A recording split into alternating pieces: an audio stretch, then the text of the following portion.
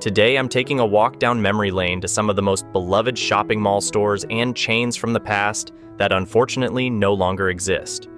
With the constant growth of online shopping, many physical retailers have struggled to stay afloat, leading to the closure of brands that shoppers once flocked to.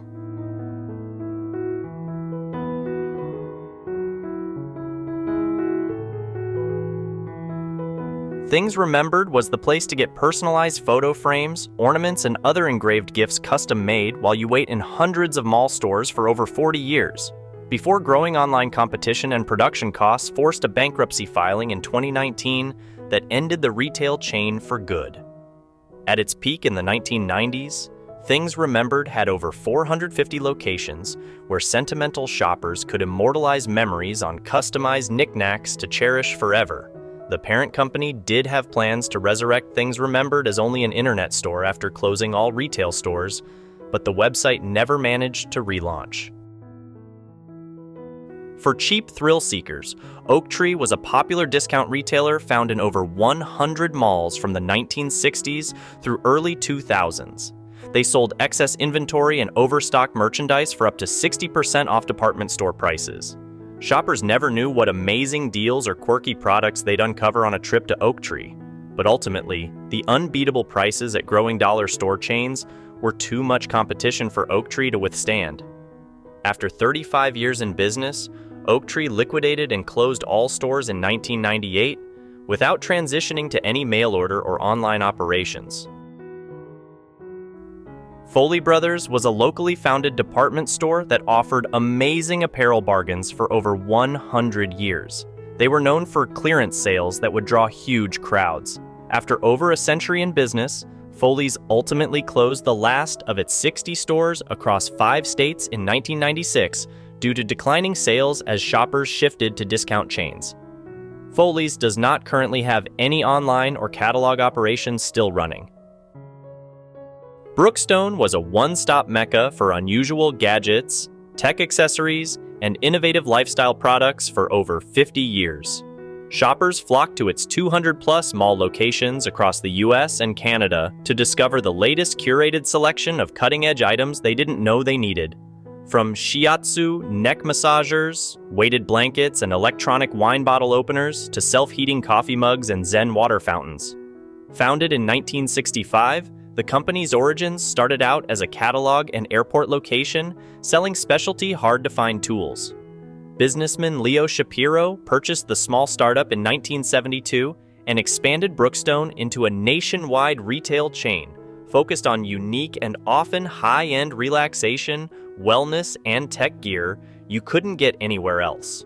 Almost all Brookstone products were exclusive house or licensed brands, supporting its positioning as a destination for distinctive merchandise you had to see, touch, and experience firsthand before purchasing. After entering bankruptcy twice and working to revitalize both its brick-and-mortar and digital operations, Brookstone announced complete liquidation of its remaining retail outlets in 2018 after a final acquisition attempt failed.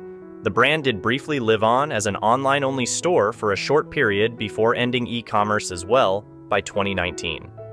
Unfortunately, in the end, Americans' changing lifestyles and the explosion of easily accessible online shopping options eroded the distinct novelty that defined iconic mall staple Brookstone for over half a century. The Minneapolis-based Dayton's department store empire was a shopping mall titan and led anchor tenant from its early 1900s roots as a small family dry goods store. After over a century of business, including major regional acquisitions and mergers into Marshall Field's and eventually Macy's, the legacy Daytons Corporation no longer operates any locations or maintains an online presence today. At its peak popularity in the 1960s through the 1980s, Dayton's had over 70 department stores dominating the Midwest and was temporarily the #2 U.S. department store during that time before going into a long decline mired by debt. Zany Brainy served as both America's toy store and educational destination for kids throughout the 1990s. The vision of founder David Schlesinger, Zany Brainy was meant to be an affordable, funky store catering to parents seeking a one-stop shop for all their children's developmental needs and wish list desires. By 1998, under CEO David Presley's leadership, Zany Brainy had ballooned into the fastest-growing retail chain in the U.S. on the back of its unique toy selection, mall-based growth strategy, and appealing branding. Based out of Seattle, the company operated nearly 200 locations across 25 states at its peak. Stores organized toys by sections for different age groups, included on-site activity rooms for reading and crafts, and offered family events aimed at reinforcing learning and creativity. However, that massive mid-90s expansion ultimately led to overextension beyond what Zany Brainy could financially sustain. Excessive debt and bankruptcy rumors plagued the company over the next several years despite multiple bailouts from new investors, finally resulting in complete liquidation of all stores by 2001. Attempts were made to revive the Zany Brainy name online, but they were never able to capture the same in-person shopping experience that defined the retailer during its heyday. Costly leases and struggling malls, rising e-commerce competition from toy giants, plus fewer parents making time for wandering store discovery outings spelled the end for Zany Brainy's big box-style stores. But the company did leave behind a lasting influence and reminder that toy shopping for kids could also have an enriching educational focus. Other nostalgic fallen mall brands include Wicks and Sticks candles, which had kiosks in the 80s and 90s, but closed entirely in 2003. Walden Books, where book lovers spent hours browsing titles before competition, and ebooks led to its demise in 2011, without an online or catalog component today. Sam Goody, the leading music retailer for decades before digital music changed the industry, forcing closure of its stores in the mid-2000s. KB Toys, the toy store heaven for kids, now only existing through third-party vintage toy sellers online after going bankrupt twice in the 2000s. Radio Shack, the go-to for DIY electronics, which has managed to stay in business as primarily an online and mail-order retailer after closing all stores in 2017. Warner Bros. Studio Store, the themed movie merch destination that closed in 2001 without maintaining any online operations.